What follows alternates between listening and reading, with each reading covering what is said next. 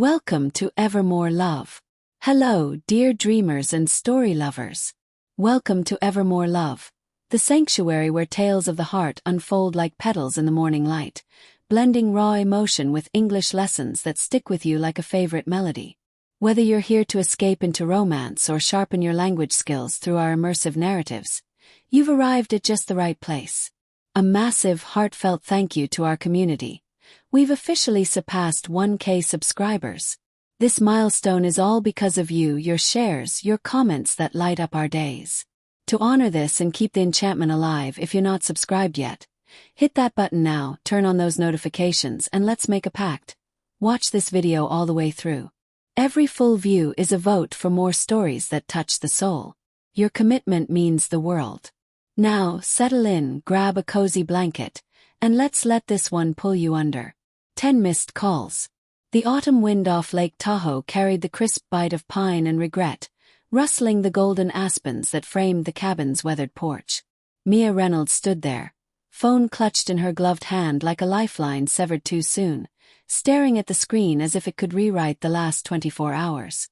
10 missed calls. Each one a silent accusation from the man she'd left behind in San Francisco, Ethan Caldwell, the architect of her heart's quiet blueprint, the one who'd sketched their future in lazy Sunday mornings and whispered promises under starlit sheets. The notifications stacked like unpaid debts.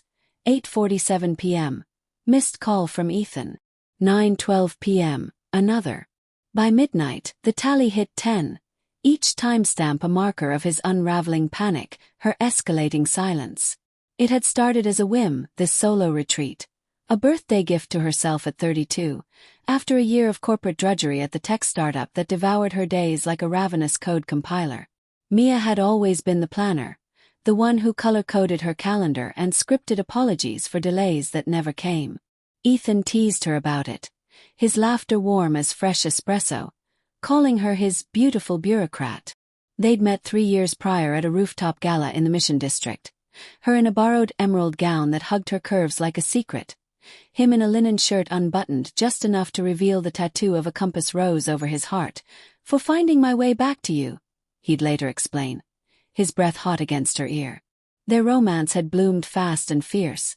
Stolen weekends in Big Sur where they'd chase sunsets hand in hand, her head on his chest listening to the steady drum of his pulse. Quiet evenings in his loft, her sketching wildflower mandalas while he pored over blueprints, their feet tangled under the coffee table. But lately, cracks had spiderwebbed through the foundation. Ethan's firm was booming, late nights bleeding into dawns as he chased a landmark project, a sustainable eco-village that promised to redefine green living. Mia supported him, brewing thermoses of tea for his all-nighters, but resentment simmered unspoken. Her own dreams of illustrating children's books shelved for endless Zoom calls, their conversations reduced to bullet-point updates. "We're building something real," he'd say, eyes alight with passion, oblivious to the way her smiles grew thinner. Her touches lingered longer in farewell, as if memorizing him for a journey she sensed coming. The fight erupted on a rainy Thursday, the kind where the city skyline blurred into watercolor grays.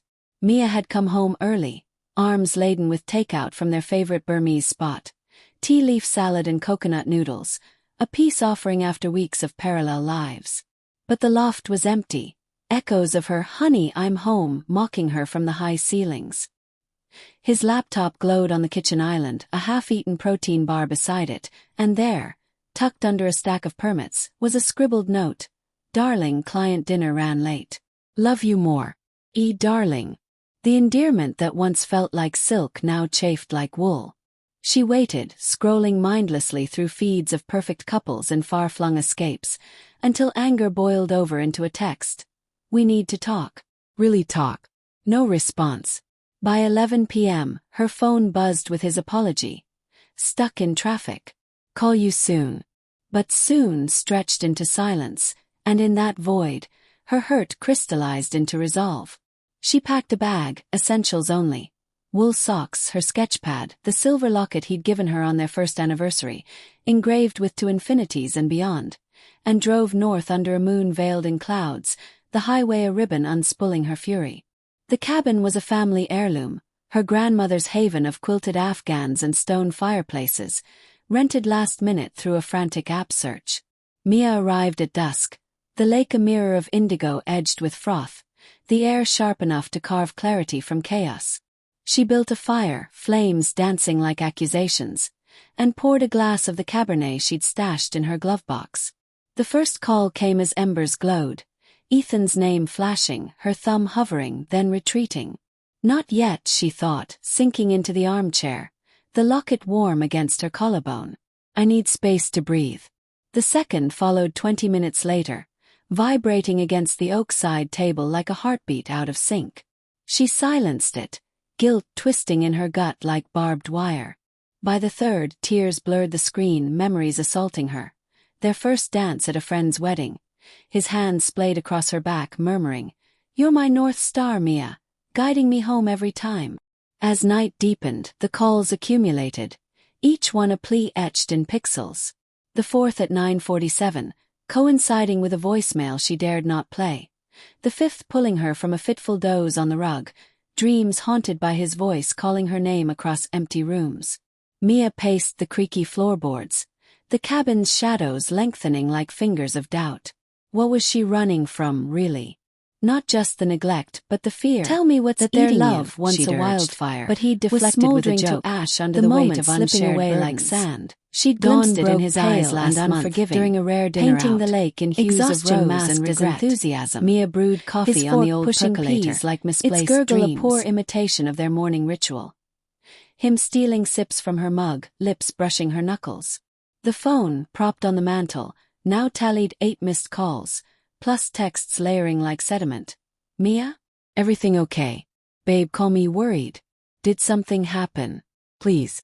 The 9th came as she laced her boots for a hike, the trail winding through aspen groves where leaves whispered secrets to the wind.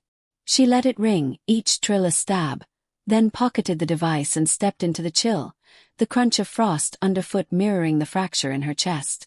The path climbed steeply, lungs burning with the effort, mirroring the ascent of her emotions, anger cresting into sorrow, then dissolving into aching clarity.